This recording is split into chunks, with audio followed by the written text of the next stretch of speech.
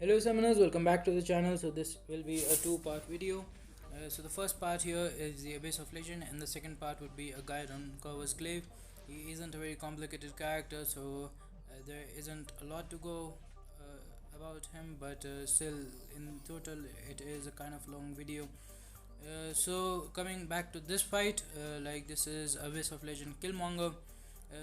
So the annoying things about this fight is, first of all, in Abyss you can only reach a certain number of hits in a fight, and that is kind of annoying.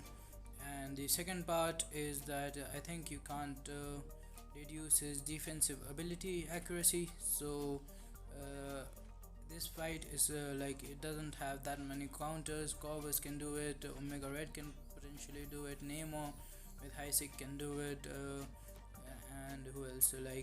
I've seen a Vision Arcus and Medusa. They are kind of decent options. Maybe even Hyperion. Like, you do need armor break champions for this, and it's not you shouldn't expect to one shot it. Like this path, Killmonger and Massacre both is considered to be one of the most difficult parts in Abyss of Legend, which is the most difficult content in the game. So like these are the toughest fights like in the entire game, one can say. And so a huge shout out to Jhonny.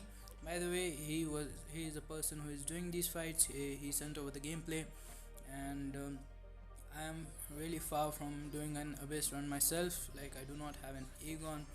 I am not stepping in there without one. So yeah, a big shout out to him. And his line ID is also will also be provided in the description. So if you want to reach out to him about any endgame content, then you can do so. He's a very experienced and very great endgame player. So here we have Massacre. So a lot of people actually think that Corvus is great for short and medium fights, like at MCOC 6.3, and variants and that kind of stuff. And after that, you like he's not really that good. But actually, like, even in longer fights, if you are patient enough and you can survive when his charges are recovering, then he actually does a lot of damage. And it's not that long actually that you have to survive to get back to back 20 charges again. So like if you are patient, and of course this needs a lot of skill. Like Massacre, he's not the toughest defender, but look at that PI. Look at like, if he hits you, he would do a lot of damage, of course. And if you push him to SP2 by mistake, like that won't be a fun time. So interesting things about this fight is that you can only deal damage in the block while you are hitting him in the block. And whenever you hit him, you reduce his armor by a little bit, and like that on the top right corner you can see. So whenever we hit him, his armor gets reduced, and you will actually see the difference between the damage his Corvus will deal on the block, of course. So we're going to be zooming in there.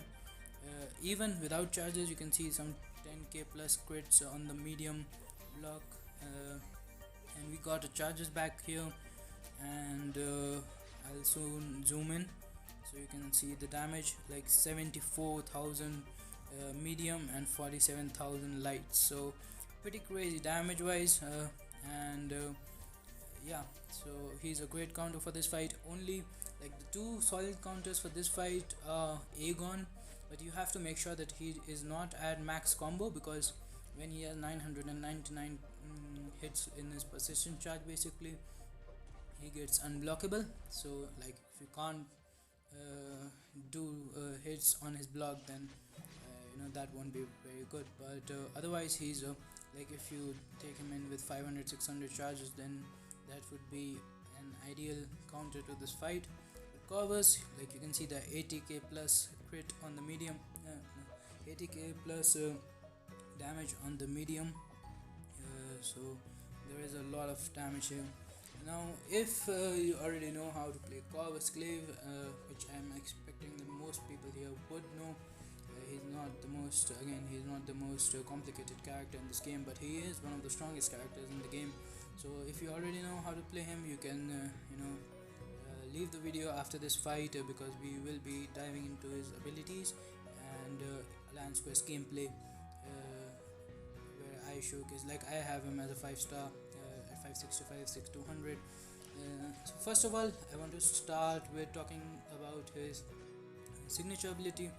So first reason why you should awaken him is that he has solid prestige, like a decent amount of prestige. And the second reason is that his awakened ability is really underrated. Like he has saved me so many times. Like when he's awakened, you can deal with there is a pretty stacked electro you can deal with, and there is like an Act 6 or something, or variant 4 I think. And also, like, you can deal with degeneration, poison, any debuff, like you won't die as long as you have charges, so that always helps. And he is a really great champion to have awakened as at any star. Second thing is, you ideally want to play him with suicide masteries. Like here you're going to see the gameplay with 0 charges. This is my Corvus and my gameplay in Alliance Quest. So this is day 2 map 6. Not this most stacked opponent, but still decent enough. So Mysterio here, you can armor break him. You can armor break on the parries. That is really good. That is why he was a great counter to that Kilmonger early on, and he's great for any champion who like Emma Frost.